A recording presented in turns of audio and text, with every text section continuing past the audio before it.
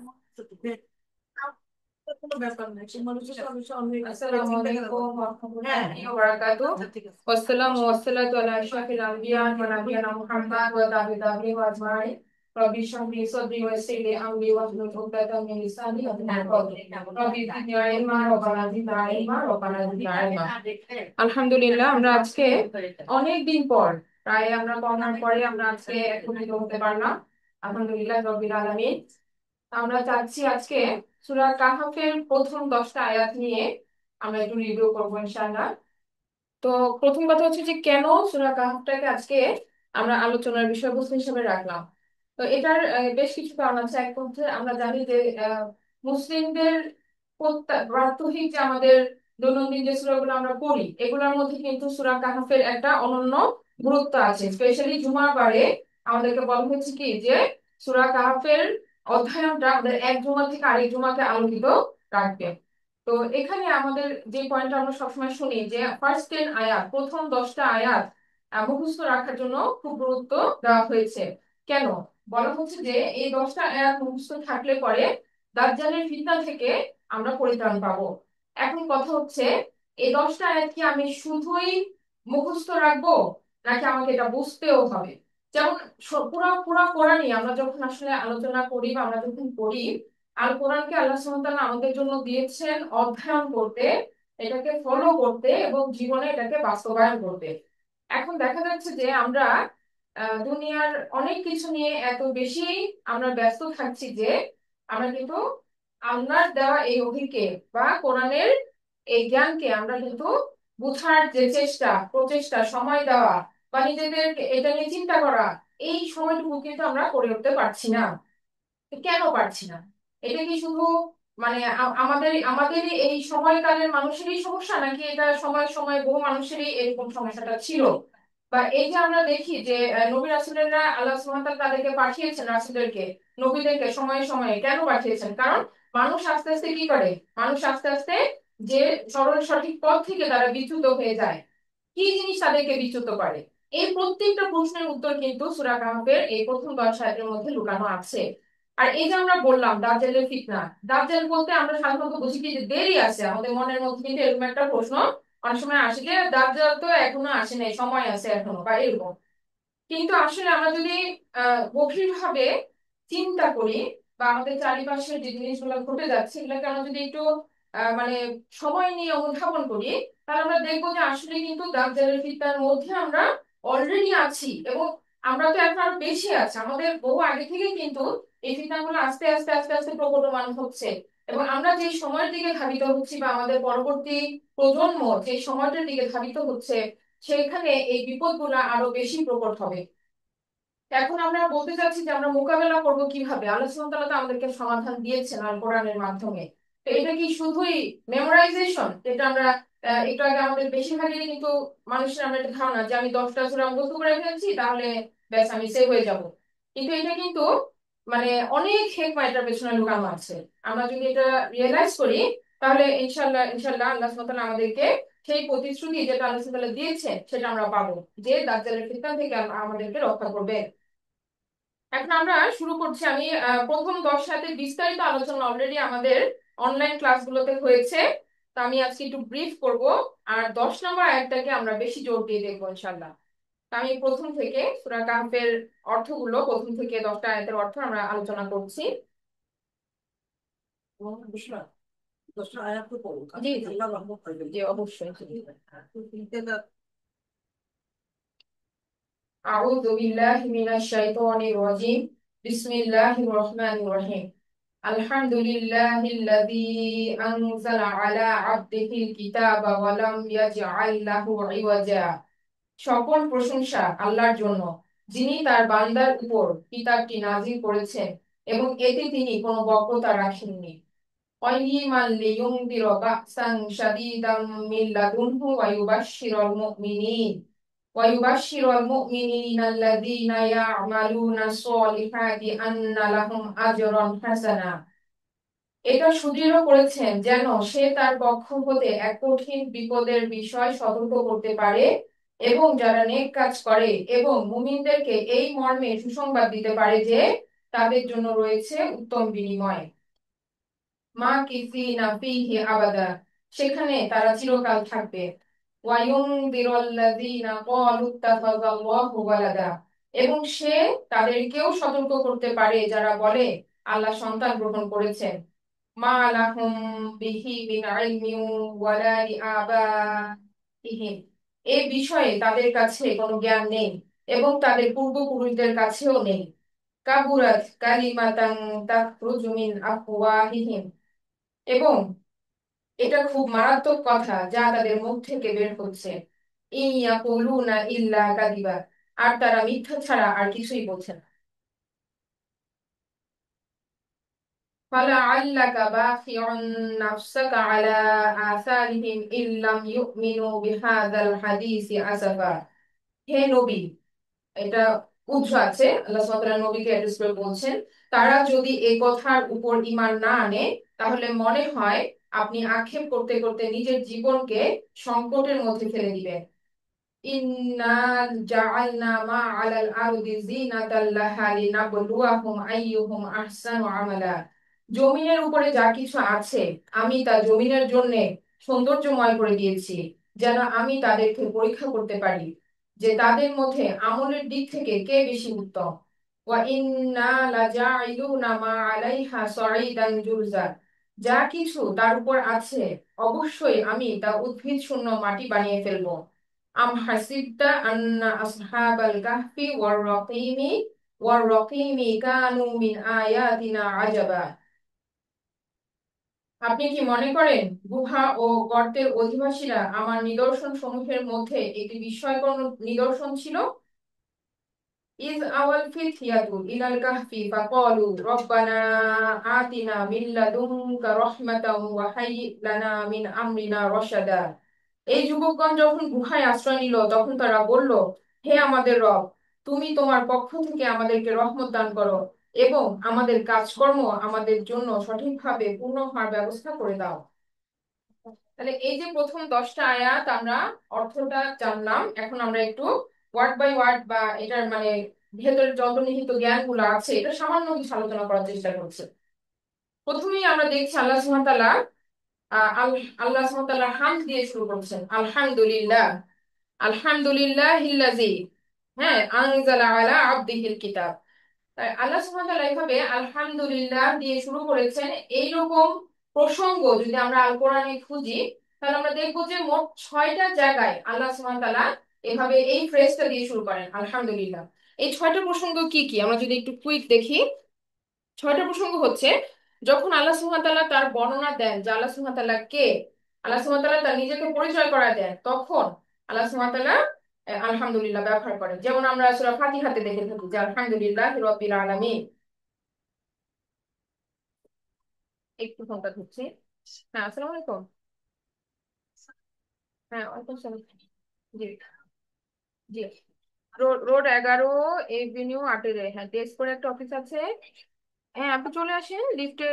হ্যাঁ, 6-এ এসে একদম রুফটপে চলে আসেন। জি, জি, একদম মাথায় 1124-25। 1124-25। জি, জি, চলে আসেন লিফটের 6-এ এসে একদম ছাদে চলে আসেন। ছাদে চলে আসেন, জি, জি, জি।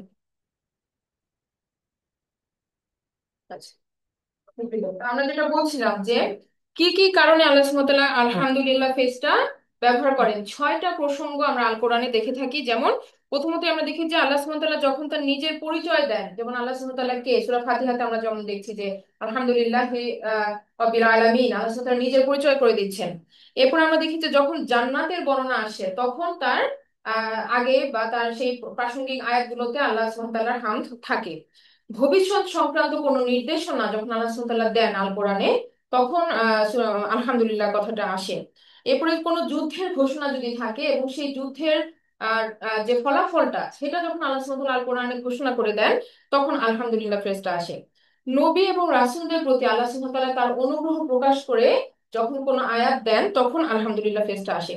সঠিক এবং ভুলের মধ্যে পার্থক্য যখন আল্লাহ সুবহানাহু ওয়া তাআলা আমাদের সামনে তুলে ধরে তখন আল্লাহ সুবহানাহু ওয়া তাআলা কিন্তু এই আলহামদুলিল্লাহ ফেজটা দিয়ে আমাদের সামনে আয়াতগুলাকে দিয়েছেন। তাহলে যে 6টা আমরা প্রাসঙ্গিকতা তুলে ধরলাম। এই 6টা প্রাসঙ্গিকতা সূরা কাহাফের এই প্রথম 10 আয়াতের মধ্যে আছে। যেটা পুরো কোরআনে আছে সেই 6টা প্রাসঙ্গিকতাই সূরা কাহাফের এই এই 10 আয়াতের মধ্যে আছে। কিভাবে? যেমন আমরা প্রথমে দেখলাম যে আল্লাহ সুবহানাহু ওয়া তাআলা তার নিজের পরিচয় দিচ্ছেন, আলহামদুলিল্লাহিল্লাযী আনজালা আলা আবদিহিল কিতাব। তিনি, আলহামদুলিল্লাহ, সকল প্রশংসা তার জন্য যিনি নাজিল করেছেন তার আবদের উপরে এমন এক কিতাব যার মধ্যে নাই কোনো ইওয়াজা। ইওয়াজা মানে কোনো বক্রতা নাই। তাহলে এখন আমরা দেখছি যে এক হচ্ছে আল্লাহ সুবহানাহু ওয়া তাআলা তার একটা পরিচয় দিলেন যে তিনি সময়ে সময়ে নবী রাসূলদেরকে প্রেরণ করেছেন। যেমন এখানে আল্লাহ সুবহানাহু ওয়া তাআলা যে ওহী দিচ্ছেন সেই ওহীর কথা বলছেন, ওহী আসছেন একজন রাসূলের উপরে, সেই রাসূলের কথা আসছে। হ্যাঁ, তাহলে একটা আয়াতের মধ্যেই কিন্তু আমরা আল্লাহ সুবহানাহু ওয়া তাআলার যে যে অধ্যাদেশ, যে আদেশগুলা, হুকুমগুলো আমাদের জন্য জারি করে থাকেন, তাহলে তার একটা বর্ণনা কিন্তু আমরা এখানে পাচ্ছি। এখন প্রশ্ন হচ্ছে, আমরা মানুষেরা কার হুকুম মানবো? তাহলে এই প্রশ্নের উত্তরটা কি হবে? যিনি আমাকে তৈরি করেছেন, যিনি আমার রব। তাহলে আমরা যখন এটা মেনে নিচ্ছি যে এই কিতাব আল্লাহর তরফ থেকে আসছে, একই সাথে কিন্তু আমরা আল্লাহকে রব হিসেবে ঘোষণা করছি। কারণ আমি যখন এই কিতাবকে স্বীকার করছি, তার মানে এই কিতাবের যিনি মালিক, যিনি এই কিতাবকে দিয়েছেন, তাকেও আমরা কি করছি? আমরা স্বীকার করে নিচ্ছি আমাদের রব হিসেবে। এরপর আমরা দেখছি যে সূরা কাহাফে যেমন জান্নাতের একটা প্রতিশ্রুতি আসবে। আমরা আয়াতগুলোকে আগে একটু বুঝে নিয়ে তারপর আমি আবার ব্যাক করছি যে কিভাবে এই 6টা কন্টেন্ট আমাদের সাথে মিলে যাচ্ছে। এখন আল্লাহ সুবহানাহু ওয়া তাআলা এখানে রাসূল সাল্লাল্লাহু আলাইহি সাল্লামকে অ্যাড্রেস করছেন আব্দ বলে। আব্দ মানে আল্লাহর বান্দা বা দাস। তো ঘটনা হচ্ছে, আব্দ কথাটাকে আমরা যেভাবে মিন করি, কোরআনে কিন্তু আমরা দেখি যে এটা মানে অনেক মর্যাদাপূর্ণ একটা ওয়ার্ড। যেটা আমরা কিভাবে থাকি যে আব্দ বা দাস বলতে আমরা বুঝি যে দাসবৃত্ত বা লো ক্যাটাগরি, এটা আমাদের চিন্তার মধ্যে থাকে। কিন্তু আল্লাহ সুবহানাহু ওয়া তাআলা রাসূল সাল্লাল্লাহু আলাইহি সাল্লামকে আব্দ বলছেন, মানে হচ্ছে এটা হচ্ছে সবচেয়ে প্রেস্টিজিয়াস পজিশন যেখানে একটা মানুষ চাইতে পারে বা অ্যাটেইন করতে পারে। যে আল্লাহর আব্দ হইতে পারা হচ্ছে সবচেয়ে বড় সম্মানের বিষয়, যেটা একটা মানুষ তার জীবনকালে আল্লাহকে সেজদা করার মাধ্যমে পাইতে পারে। আরেকটা ব্যাপার হচ্ছে যে দেখেন, আল্লাহ সুবহানাহু ওয়া তাআলা নিশ্চিত করেছেন কাউকে নিজের আব্দ বলে ডাকতে। মানে আমরা কাউকে বলতে পারবো না আমার আব্দ বা তার আব্দ, এটা বলা যাবে না। হ্যাঁ, এটা আব্দ শুধুমাত্র আল্লাহ সুবহানাহু ওয়া তাআলার জন্য প্রযোজ্য। যে আল্লাহর আব্দ, আব্দুল্লাহ, আমাতুল্লাহ, এই ওয়ার্ড গুলা যেমন আল্লাহ সুবহানাহু ওয়া তাআলার নামের সাথে লিঙ্কড। আমরা একজন আরেকজনকে এইভাবে কোনো অ্যাড্রেস করতে পারবো না, আমাদের অধীনস্থ যারা আছে তাদেরকেও পাবো না। তাহলে কি কি ওয়ার্ড ইউজ করা যেতে পারে? সেই ক্ষেত্রে আমরা গোলাম, হ্যাঁ, বা যুবক, এইভাবে আমরা ডেকে অ্যাড্রেস করতে পারবো। এরপর বলা হচ্ছে যে এই যে কিতাব, আল কিতাব, আল কিতাবকে আল্লাহ সুবহানাহু ওয়া তাআলা আরো বর্ণনা দিচ্ছেন যে ওয়ালাম ইয়াজআল লাহু ইওয়াজা, এর মধ্যে নাই কোন রকমের বক্রতা। এখন বক্রতার কথাটা আল্লাহ সুবহানাহু ওয়া তাআলা কেন বললেন? কারণ হচ্ছে ওই যে আমরা বললাম যে নবী রাসূলদেরকে সময় সময় প্রেরণ করার প্রয়োজনীয়তাটা কি ছিল? প্রয়োজনীয়তা ছিল হচ্ছে মানুষ সঠিক পথ থেকে ডিরেক্ট হয়ে যায়। ওভার টাইম, মানুষ ভুলে যায় যে তার উদ্দেশ্য কি, তার কি করা উচিত, এগুলো তাকে সময় সময় স্মরণ করায় দিতে হয়। তো এই স্মরণ করানোর জন্য নবী রাসূলদেরকে আল্লাহ সুবহানাহু ওয়া তাআলা বিভিন্ন কাউমের প্রতি দিয়েছেন, এবং আমাদের জন্য শেষ নবী মুহাম্মদ সাল্লাল্লাহু আলাইহি সাল্লাম পুরো মানব জাতির জন্য কিয়ামত পর্যন্ত তাকে তাকে আল্লাহ সুবহানাহু ওয়া তাআলা মানে নির্ধারণ করেছেন আল কিতাব দেওয়ার মাধ্যমে, আল কোরআন দেওয়ার মাধ্যমে। তো এখন বলা হচ্ছে যে এটার মধ্যে কোনো বক্রতা নাই, এবং একই সাথে এই কিতাবের এত ক্ষমতা, আল কোরআনের এত ক্ষমতা যে যে কেউ এই কোরআনের সাথে লিংক হবে তাকেও আল কোরআন কি করবে? এই বক্রতা থেকে মুক্ত করে সোজা পথে নিয়ে আসবে। হ্যাঁ, যে কেউ কোরআনের সাথে লিংক হবে তাকেও আল কোরআন বক্রতা থেকে মুক্ত করে সহজ সরল পথের দিকে নিয়ে আসবে। এবং আমরা এটার উদাহরণ দেখেছি, যেমন আহ যখন রাসূল সাল্লাল্লাহু আলাইহি সাল্লামের সময়কালে, তখনই তো আমরা দেখেছি যে কুরাইশদের মতো একটা গোত্র কিভাবে ইসলামের ছায়াতলে এসে তারা তাদের পুরা সোসাইটিটা চেঞ্জ হয়ে গেল।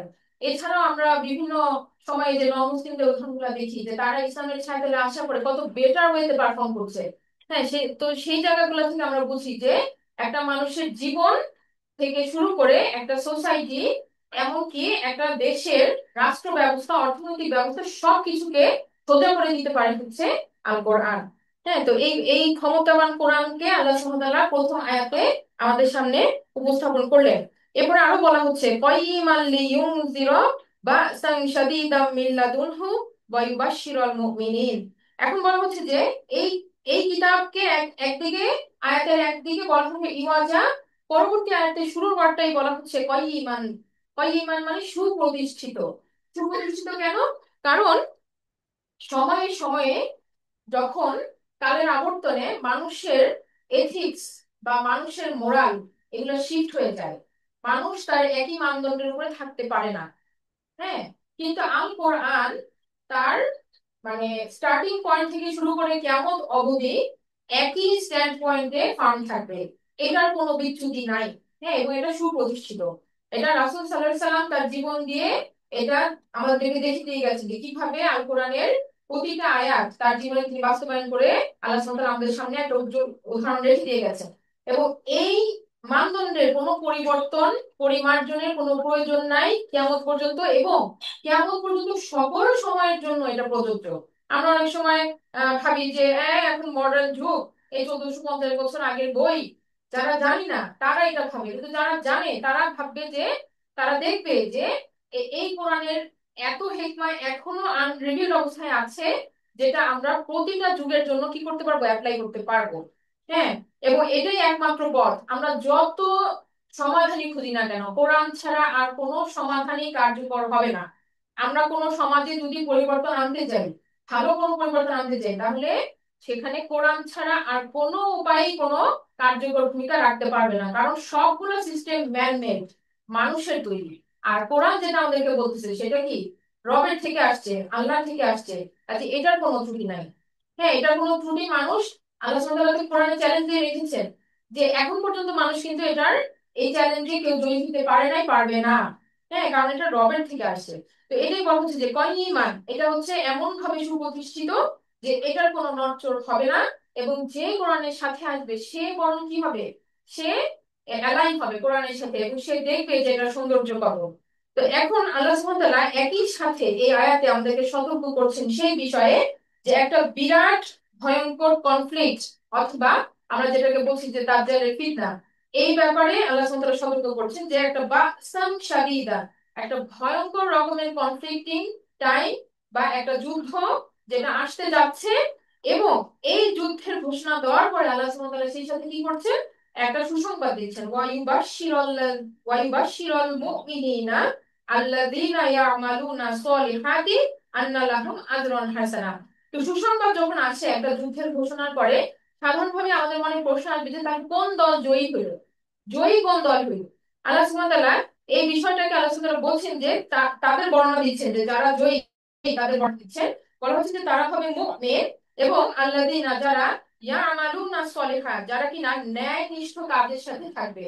হ্যাঁ, যেটা ন্যায়নিষ্ঠ কাজের সাথে থাকবে, এবং আন্না লাহুম আজরান হাসানা, তাদের জন্য আছে উত্তম হাসানা বা বিনিময়। উত্তম হাসানা বা বিনিময়।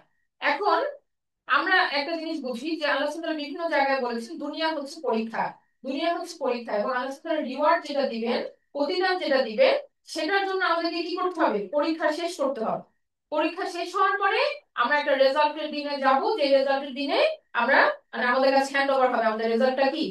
তো এখন পরীক্ষা যতক্ষণ চলতেছে, একটা স্টুডেন্ট যতক্ষণ পরীক্ষার হলে পরীক্ষা দিচ্ছে, ততক্ষণ কিন্তু তার রেজাল্ট ঘোষণা হয় না, তাই না? তার পরীক্ষা শেষ হবে, তারপরে তার রেজাল্ট ঘোষণা হবে।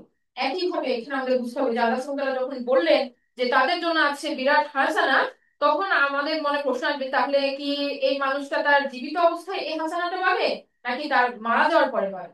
তো এই আমাদের প্রশ্নটা যেটা মনের মধ্যে আসলো, এটাকে আল্লাহ সুবহানাহু ওয়া তাআলা কনফার্ম করতেছেন পরবর্তী আয়াতে, বলা হচ্ছে মা কিসিনা ফিহি আবাদা, সেখানে তারা চিরকাল থাকবে। এখন কিন্তু আমাদের কাছে ধারণাটা আরো পরিষ্কার যে চিরকাল কোথায় থাকবে। চিরকাল থাকতে হলে সেটা অবশ্যই আখিরাত, কারণ দুনিয়া ক্ষণস্থায়ী, এবং এটা বারবার আল্লাহ সুবহানাহু ওয়া তাআলা আমাদেরকে স্মরণ করিয়ে দিয়েছেন যে দুনিয়াটা ক্ষণস্থায়ী। তাহলে বোঝা যাচ্ছে এই যে যুদ্ধটা বা এই যে কনফ্লিক্টটা যেটা সামনে আসতে যাচ্ছে, এখানে এরকম হবে না যে মুসলিমরা অন গ্রাউন্ড ফিল্ডের মধ্যে জয়ী হবে, এটা নাও হইতে পারে। বরং আল্লাহ সুবহানাহু ওয়া তাআলা বলছেন কি যে সে যদি ঈমান রেখে নেক কাজ করে যেতে পারে, তাহলে আল্লাহ সুবহানাহু ওয়া তাআলা তাকে পুরস্কৃত করবেন, এবং এই পুরস্কারটা আসবে তার মৃত্যুর মাধ্যমে। মৃত্যুটা হইতে হবে ইমানের সাথে।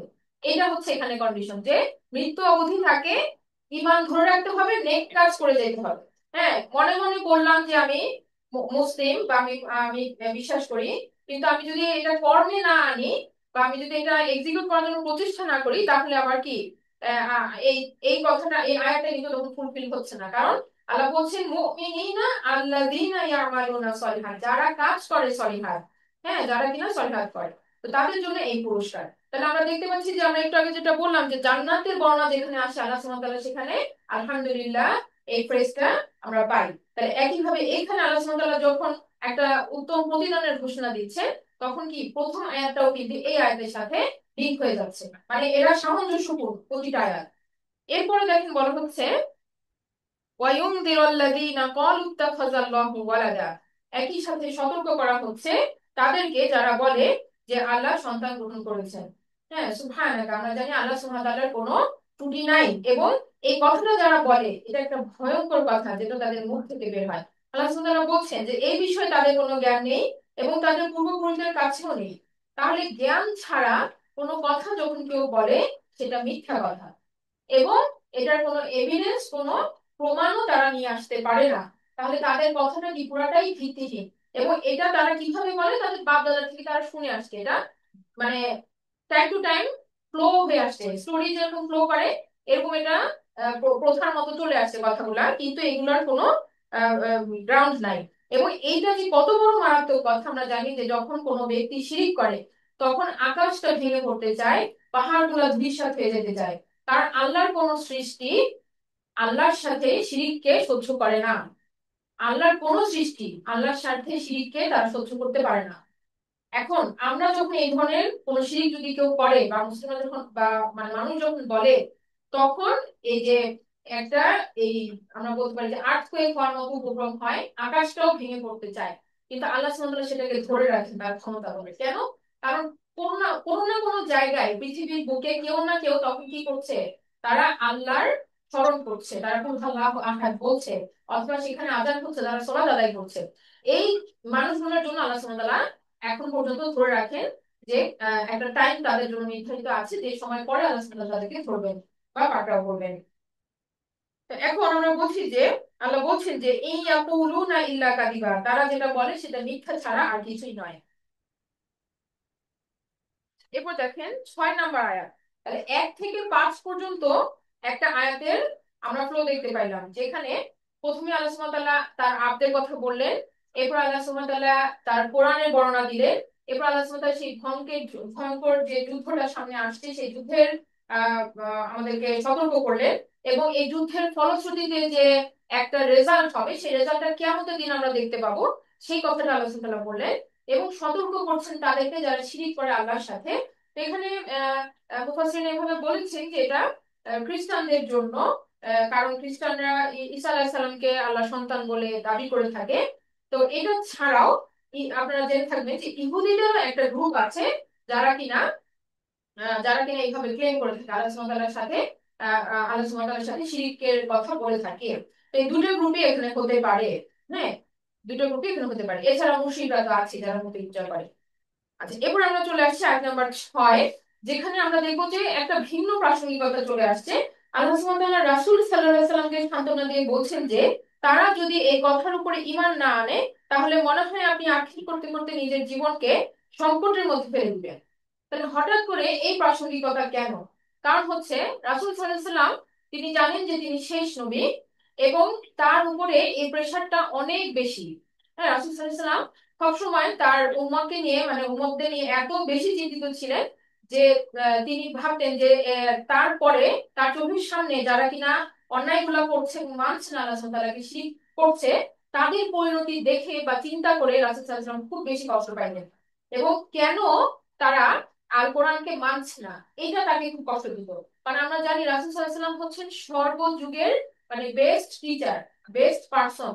একটা মানুষ আরেকজন মানুষের কথা কখন শুনে?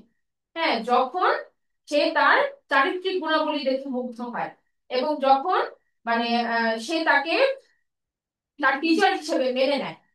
হ্যাঁ, যখন যখন মনে করেন আপনি কাউকে গণ্যই করতেছেন না, আপনি তার কোনো কথা কিন্তু একসেপ্ট করবেন না, এটা স্বাভাবিক। আমরা আমরা আমার যে টিচারের সাথে আমার একটা একসেপ্টেন্স আছে, যে না আমি ওনার কথাটাকে আমি সহিহ করি, আমি ওনার কথাটাকে আমি মানি, যেটা আমার জন্য গুড, তখন কিন্তু আমি ওনার একটা অ্যাডভাইস শুনতে কি করবো, আমরা আগ্রহী হব। রাসূল সাল্লাল্লাহু আলাইহি ওয়াসাল্লাম তার চারিত্রিক গুণাবলীতে এত বেশি অনন্য ছিলেন যে তার শত্রুরা পর্যন্ত তার প্রশংসা করত। হ্যাঁ, তাহলে এরকম একজন ব্যক্তি যখন বেস্ট ওয়েতে কোরআনকে প্রিচ করছেন, যে তার থেকে ভালো টিচার, তার থেকে ভালো বক্তা, তার থেকে ভালো দায়ী আর কেউ হইতে পারে না, তারপরেও কেন মানুষ শুনছে না? হ্যাঁ, এই কথাটা যখন তাকে অনেক বেশি কষ্ট দিচ্ছে, তখন আল্লাহ সুবহানাহু ওয়া তাআলা সান্ত্বনা দিয়ে বলছেন যে যে এই তাদের জন্য চিন্তা করতে করতে আপনি আপনার জীবনকে সংকটের মধ্যে ফেলে দিবেন। মানে রাসূল সাল্লাল্লাহু আলাইহি ওয়াসাল্লাম এত বেশি চিন্তিত ছিল তার উম্মার জন্য। এবার আল্লাহ সুবহানাহু ওয়া তাআলা কারণটা বলছেন যে কি কারণে তারা আসে না। এই কারণটা আল্লাহ সুবহানাহু ওয়া তাআলা বলে দিচ্ছেন যে ইন্না জাআলনা মা আলাল আরদি জিনাতাল লাহা লিনাবলুয়াহুম আইয়ুহুম আহসানু আমালা। যে দুনিয়াটাকে আল্লাহ সুবহানাহু ওয়া তাআলা এমন ভাবেই একটা প্ল্যাটফর্মে দাঁড় করাইছেন যেখানে প্রত্যেকটা জিনিস হচ্ছে কি জিনা। জিনা বলতে সৌন্দর্য, সবকিছু সৌন্দর্য মানুষকে মোহিত করে, মানুষকে দুনিয়ার সবকিছু আকর্ষণ করে। আর এই আকর্ষণের কারণে মানুষ কি মনে করে যে আমি আমি এই দুনিয়াটা পাইলেই আমি সফল। হ্যাঁ, আমি সফল, আমি আরো বেশি লাক্সারি চাই, আমি আরো বেশি কমফোর্ট চাই, আমি দুনিয়াতে আরো ভালো থাকতে চাই। এই দুনিয়ার পেছনে যখন আমরা দুনিয়ামুখী হয়ে যাই, তখনই কিন্তু আমরা আখিরাত বিমুখ হয়ে যাই। মানে দুইটা হচ্ছে ভাইস ভার্সা, একটা দিকে বেশি ঝুঁকে গেলে আরেকটা কমে যাবে, এরকম আর কি ঘটনাটা। তো আল্লাহ সুবহানাহু ওয়া তাআলা এখানে কারণটা বলে দিচ্ছেন যে মানুষগুলা কেন কোরআনের বিমুখ। তার কারণ হচ্ছে কি, যে তারা হচ্ছে দুনিয়ার প্রতি ঝুঁকে গেছে, দুনিয়ার এই বিভিন্ন মোহ যেগুলো আল্লাহ সুবহানাহু ওয়া তাআলা পরীক্ষা স্বরূপ তৈরি করেছেন। আল্লাহ সুবহানাহু ওয়া তাআলা ইচ্ছাকৃত ভাবে এটা তৈরি করেছেন পরীক্ষা দিয়ে। কেন? কারণ আল্লাহ বলে দিচ্ছেন যে তিনি দেখতে চান, লিনাবলুয়াহুম, তিনি যাচাই করে দেখতে চান, আইয়ুহুম আহসানু আমালা, কে তোমাদের মধ্যে বা তাদের মধ্যে কারা, কে বা কারা হচ্ছে আমলের দিক থেকে উত্তম। আমলের দিক থেকে উত্তম বলে নাই আমলের দিক থেকে সবচেয়ে বেশি, এটা কিন্তু বলে নাই, বলে হচ্ছে উত্তম। মানে উত্তম কিভাবে, মানে আমি আমার কম্পিটিটর, আমরা একজন আরেকজনের কম্পিটিটর নই। আল্লাহ সুবহানাহু ওয়া তাআলা আমাকে আমার ক্ষমতা দিয়েই আমাকে জাজ করবেন। আমাকে কতটুকু হায়াত দেওয়া হয়েছে, আমাকে কতটুকু শিক্ষা দেওয়া হয়েছে, আমার কতটুকু সামর্থ্য দেওয়া হয়েছে যে আমি কোরআনকে আমি পড়তে পারতাম, আমি বুঝতে পারতাম, আমি মানুষকে বলতে পারতাম, আমি সেই অপরচুনিটি কতটুকু কাজে লাগিয়েছি। এভাবে প্রত্যেকে আল্লাহ সুবহানাহু ওয়া তাআলা তার ব্যাকগ্রাউন্ডে জিজ্ঞাসা করবে। হ্যাঁ, যেমন একজন রিকশা চালক, তার ক্ষেত্রটা আলাদা। হ্যাঁ, তার ক্ষেত্রে সে কতটুকু অপরচুনিটি পেয়েছে, তার শিক্ষা জীবন কতটুকু, সে কতটুকু কাজে লাগিয়েছে, তার কি সলাতের অপরচুনিটি ছিল। হ্যাঁ, যেগুলো আল্লাহ সুবহানাহু ওয়া তাআলা ফরজ, এই সমস্ত বিষয় কিন্তু তাকে পরীক্ষা করা হবে, তাকে জিজ্ঞাসা করা হবে। আবার আমার ক্ষেত্রে অপরচুনিটি বেশি, তাহলে আমার কোশ্চেন কিন্তু বেশি হবে, তাই না, জব দিতেও বেশি হবে। একইভাবে প্রত্যেকে আল্লাহ সুবহানাহু ওয়া তাআলা তার ক্ষেত্র বিশেষে জিজ্ঞেস করবেন যে তোমার আমল কতটুকু কোয়ালিফাইড, হ্যাঁ, কোয়ালিটি কতটুকু হয়েছে, এই ব্যাপারে জিজ্ঞাসা করা হবে। এরপরে আল্লাহ সুবহানাহু ওয়া তাআলা বলছেন যে তাহলে আমরা এইখানে 6 নম্বর আয়াতের সাথে 7 নম্বর আয়াতের লিঙ্কটা কি, যে রাসূল সাল্লাল্লাহু আলাইহি সাল্লামের এই যে পেরেশানি, তার একটা কারণ আল্লাহ সুবহানাহু ওয়া তাআলা বলে দিয়ে তাকে সান্ত্বনা দিচ্ছেন যে মানুষ মোহ আবিষ্ট হয়ে আছে এই দুনিয়ার এই জিনাতার দিকে। হ্যাঁ, এবং তারা তাদেরকে দেখা যাচ্ছে যে আহ, তাদেরকে কোরআনের বাণী কিন্তু স্পর্শ করতে পারছে না। কারণ কি? কারণ কোরআন হচ্ছে নূর। আর আমরা সূরা নূরে আমরা যেরকম পড়েছি যে নূরুন আলা নূর, হৃদয়ের ভিতরে যে রূহটা আছে সেটার সাথে কোরআনের আলোকে কি হইতে হবে, একটার উপর আরেকটা আপতিত হইতে হবে, তখনই সে হৃদয়ঙ্গম করতে পারবে বা আল্লাহ সুবহানাহু ওয়া তাআলার ভালোবাসাটা তার মধ্যে ঢুকবে। এখন আমরা যখন দুনিয়ার কাজ দিয়ে বা নানা রকমের অপরাধমূলক কাজ দিয়ে যখন আমরা ব্যস্ত, তখন কিন্তু আমাদের কলবের উপরে একটা লেয়ার পড়ে যায়। হ্যাঁ, যার কারণে নূরটা আর ঢুকতে পারে না, এন্টার করতে পারে না। তো যদি কেউ আল্লাহর দিকে টার্ন করে, তখন কিন্তু তার ওই নূরটা আল্লাহর নূরের সাথে তখন একত্রিত হয়, নূর আল্লাহ নূর হয়, আর তখন এটা তাবিশ করে। আর আমরা যখন বিমুখ হয়ে থাকি, তখন আমাদের যতই বলা হোক ওই যে একটা পর্দা পড়ে আছে, এই পর্দার জন্য কিন্তু কথাগুলো ঢুকে না ভেতরে। হ্যাঁ, তো এটা এটা আমাদের আর কি কারণটা আলোচনা বলে দিচ্ছে। এরপরে বলা হচ্ছে ওয়া ইন্না লাজাইলুনা মা আলাইহা সাঈদান জুরুজা। আল্লাহ সুবহানাহু ওয়া তাআলা বলছেন যে এটা হচ্ছে আপেক্ষিক, দুনিয়া হচ্ছে কি আপেক্ষিক, টেম্পোরারি। আর আল্লাহ সুবহানাহু ওয়া তাআলা বলে দিচ্ছেন যে এই যে যা কিছু আল্লাহ বানিয়েছেন এত সুন্দর করে, এই সব কিছুকে ধুলায় মিশিয়ে দেওয়া হবে। যে বলা হচ্ছে যে যা কিছু তার উপরে আছে অবশ্যই তা আমি উদ্ভিদ শূন্য মাটি বানিয়ে ফেলবো। তার মানে কবে এটা হবে? কিয়ামতের সময় আল্লাহ সুবহানাহু ওয়া তাআলা এই দুনিয়ার সমস্ত সৌন্দর্যকে বিলীন করে দিবে। আমরা এখন যেটার পেছনে ঘুরতেছি যে মনে করেন একটা ছুটি আসে, আমরা এখানে যাব দেখতে, ওখানে যাব দেখতে, এত মানে আমরা এই জিনাটার পেছনে ছুটতেছি, বা আমরা আমাদের জীবনটাকে মোর এন্ড মোর বিউটিফাই করার চেষ্টা করছি। কিন্তু আল্লাহ সুবহানাহু ওয়া তাআলা বলতেছেন যে এই সবই হচ্ছে টেম্পোরারি, আর আর আখিরাত হচ্ছে কি পার্মানেন্ট। আর এই এই সবকিছু আল্লাহ আমাদের চোখের সামনে ধূলিসাৎ করে দিবেন। এবং এই যে কথাটা, এটা দেখবেন সূরা কাহাফের 4টা স্টোরির মধ্যে এটা আছে, ক্ষণস্থায়ী ভার্সেস একটা আল্লাহ সুবহানাহু ওয়া তাআলার পার্মানেন্ট প্ল্যান। যেমন আমরা প্রথমেই দেখবো যে আসহাবুল কাহাফের যে ঘটনাটা, এই যে আমরা হায়াতুদ দুনিয়া, দুনিয়ার জীবন নিয়ে যে আমরা এত ব্যস্ত, অথচ আল্লাহ সুবহানাহু ওয়া তাআলা কি করলেন, যে তাদেরকে একটা 300 বছরের ঘুমের মধ্যে দিয়ে কিন্তু এমন একটা টাইম ফ্রেমে জায়গায় উঠাইলেন, যেখানে তারা দেখছে যে একদমই কিন্তু মানে সময়টা তাদেরকে এক সময় থেকে আরেক সময় নিয়ে গেছেন, টাইম ট্রাভেল করতে পারেন। হ্যাঁ, টাইম ট্রাভেলের মাধ্যমে আল্লাহ সুবহানাহু ওয়া তাআলা কি করছেন, তাদেরকে একটা ভিন্ন সময়ের মধ্যে নিয়ে গেছেন। তাহলে দুনিয়াটা কিন্তু, যে দুনিয়াটার পেছনে আমরা এত বেশি আমরা চাচ্ছি যে এটা আমার, এটা লাগবে, এটা চাই আমি, বা এটা করবো আমি, আমার এত এত টার্গেট, অথচ এটা কিন্তু আখিরাতের জন্য আমরা যদি কাজে লাগাতে না পারি তাহলে পুরাটাই একটা ওয়েস্ট, পুরো সময়টাই কি ওয়েস্ট। তো এই যে আমরা যেটা বলছিলাম যে ক্ষণস্থায়ী এবং পার্মানেন্ট, এই যে একটা ফ্লো, এটা প্রত্যেকটা কাহিনীর মধ্যে আছে। যেমন আসহাবুল কাহাফের ঘটনাটার মধ্যে আমরা দেখবো যে দুনিয়াটা ক্ষণস্থায়ী, আর আখিরাতটাই হচ্ছে কি আল্লাহ সুবহানাহু ওয়া তাআলা পুনরুত্থানের মাধ্যমে দেখালেন যে আখিরাতটাই হবে কি পার্মানেন্ট।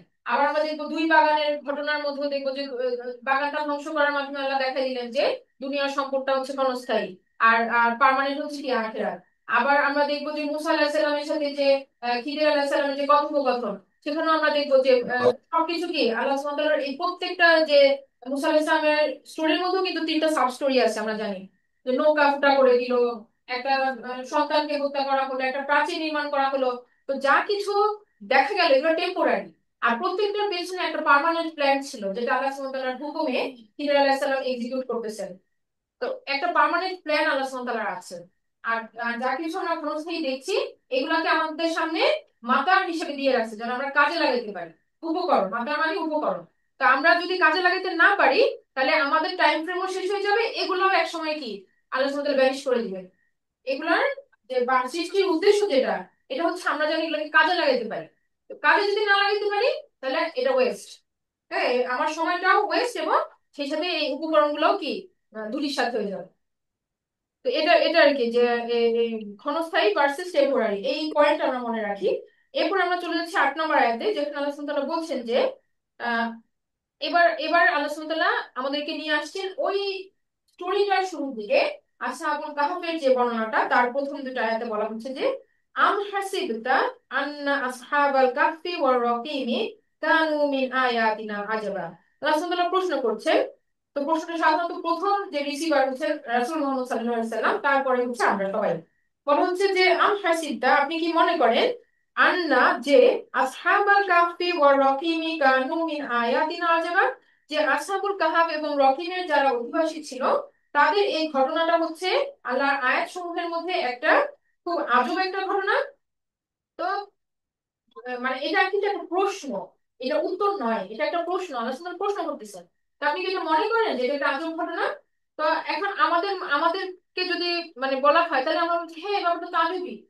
ব্যাপারটা তো আজবই যে 300 বছর মানুষ ঘুমাইয়া উঠলো এবং তাদের কোনো রকমের শারীরিক কোনো পরিবর্তন হয়নি, এটা একটা বেশ আজব ব্যাপার। কিন্তু আল্লাহ সুবহানাহু ওয়া তাআলা এই প্রশ্নটা করার মাধ্যমে আমাদেরকে আরো বলতে চাচ্ছেন যে এর থেকেও আজব হচ্ছে এই যে কোরআন যেটা আমাদেরকে দেওয়া হয়েছে। এই ঘটনার থেকেও আজব ঘটনা হচ্ছে আল কোরআন, যেটা আমাদের সামনে আল্লাহ সুবহানাহু ওয়া তাআলা ধরে রাখছেন। হ্যাঁ, কিন্তু আমরা এটা এটা আমরা বোঝার চেষ্টা করতেছি না। তাহলে এই কোরআনের কি এত ক্ষমতা, যেটাকে আল্লাহ সুবহানাহু ওয়া তাআলা ওই ঘটনার থেকেও আজব বলছে। এটা বোঝার জন্য, অনুধাবন করার জন্য কি করতে হবে, আমাদেরকে সময় দিতে হবে কোরআনের সাথে, যে কেন আল্লাহ বলেন যে এই কোরআন হচ্ছে এর থেকেও বড় মিরাকেল।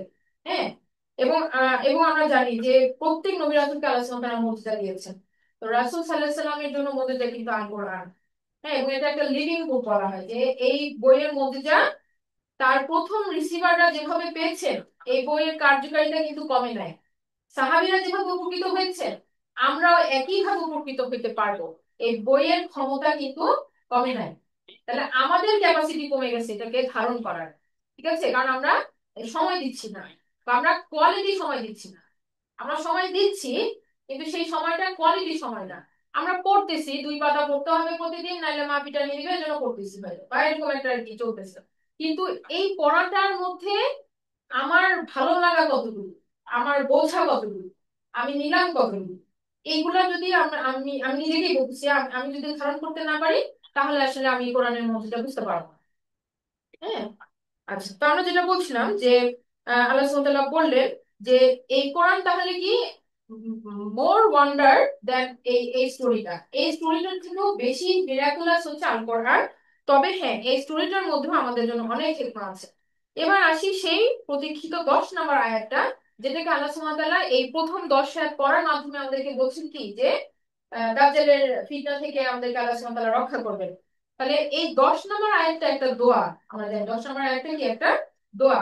এই দোয়াটার মধ্যে এমন কিছু হিকমা আছে, যেটা আমরা বললাম যে যদি আমরা রিভিল করতে পারি বা আমরা যদি এটা ধারণ করতে পারি, তাহলে কিন্তু উপকৃত হব। আর যদি শুধু মুখস্থ করি, এটা মানে কাজে দিবে না। হ্যাঁ, কারণ এটা কোনো মন্ত্র না। এটা কি? এটা আল্লাহর কোরআন বোঝার মাধ্যমে এটা কার্যকর হয়। হ্যাঁ, বোঝার মাধ্যমে কার্যকর হয়। আচ্ছা, তো আমরা এখানে পড়ছি 10 নম্বর একটা বলা হচ্ছে ইজ আওয়াল ফিথিয়াতু, যখন ফিথিয়া, ফিথিয়া মানে হচ্ছে ইয়াং পিপল, যুবক। যুবক হচ্ছে এমন যুবক যারা খুব চৌকুস, যাদের বুদ্ধিবৃত্তি অনেক বেশি, যারা সাহসী এবং মানে যারা সঠিক সিদ্ধান্ত নিতে পারে। তাহলে সেই সমস্ত যুবকদেরকে বলা হচ্ছে ফিথিয়া। তাহলে একটা আমরা প্রশ্ন করতে পারি যে তাহলে কি সকল যুবকের অন্তর্ভুক্ত নয়? না, সকল যুবক এই ক্যাটাগরির অন্তর্ভুক্ত নয়। কেন? কারণ সবার একই ক্ষমতা আল্লাহ সুবহানাহু ওয়া তাআলা সবাইকে দেয় না। আর তারপরে কে কতটুকু ফ্লারিশ করতে পারতেছে, এটা তার আপব্রিঙ্গিং এর উপর ডিপেন্ড করে। মানে এই যে আমরা মা বাবাদের যে পরিশ্রম একটা সন্তানের উপরে, সে কিভাবে গড়ে উঠছে, এর উপরে ডিপেন্ড করে সে কিভাবে সিদ্ধান্ত নিতে পারতেছে এবং আল্লাহর বইয়ের সাথে সে কতটুকু কানেক্টেড। হ্যাঁ, কারণ 20 বছরের একটা যুবককে এখন বর্তমানে যদি দেখি যে সে গেম খেলায় ব্যস্ত, সে নানা রকমের অ্যাডিকশন নিয়ে ব্যস্ত, তাহলে তার থেকে আমরা ফিতিয়ার মতো আচরণ আশা করতে পারবো না। হ্যাঁ, ম্যাচিওর না, যেটা আমরা বলতেছি ম্যাচিওর না, বুঝে না যে সারাউন্ডিং এ কিভাবে হচ্ছে, পরিস্থিতি কিভাবে পরিবর্তন হচ্ছে। হ্যাঁ, নানা রকমের যে রাজনৈতিক যে পরিবর্তন গুলা, এগুলো তারা চিন্তা করতে পারে না, এরকম হলে হবে না। এখন আল্লাহ সুবহানাহু ওয়া তাআলা এখানে যে ফিতিয়াদের কথা বলছেন, তারা হচ্ছে এমন যে তারা সাহসী, বলিষ্ঠ এবং যে কোনো সিদ্ধান্ত নিতে তারা অগ্রগামী, তারা ভয় পায় না। যেমন ইব্রাহিম আলাইহিস সালামকে আল্লাহ সুবহানাহু ওয়া তাআলা ফিতিয়া বলছেন। কেন? ইব্রাহিম আলাইহিস সালাম যখন তার ইয়াং বয়সে যে মূর্তি ভেঙে দিল, বড় মূর্তিটাকে ভেঙে, তার বড় মূর্তিটাকে রেখে বাকিগুলাকে ভেঙে দিল, আর একটা কাঠি নিয়ে ওর গলায় ঝুলাই দিল, বললো যে যে বড়টা মারছে। তা এই যে তার একটা মুভমেন্ট, যে সে একটা আলোড়ন তৈরি করলো, এটা কিন্তু তার এই বুদ্ধিমত্তার কারণে হচ্ছে। এইটাকে আল্লাহ সুবহানাহু ওয়া তাআলা ফিতরা বলে অ্যাড্রেস করছেন। এরপর বলা হচ্ছে যে এই যখন এই ফিতিয়ারা কি করলো, ইলাল কাহফি, তারা গুহার দিকে আশ্রয় নিল, ফাকালু, এবং তারা বলল রব্বানা, তারা আল্লাহ সুবহানাহু ওয়া তাআলাকে ডাকলো কি বলে? রব্বানা বলে। এখন রব কে, এই বিষয়টা তারা কিন্তু খুব ভালোভাবে বুঝতে পারছে। রব কে? আমরা যেমন রবের অর্থ বলতে আমরা কি বুঝি? আমরা সাধারণত বুঝি যে আমাদের প্রতিপালক। হ্যাঁ, তিনি আমাদের সৃষ্টি করেছেন। কিন্তু এই দুটোই না, রব হচ্ছেন যিনি আমাদেরকে অসাধারণ গিফট দেন।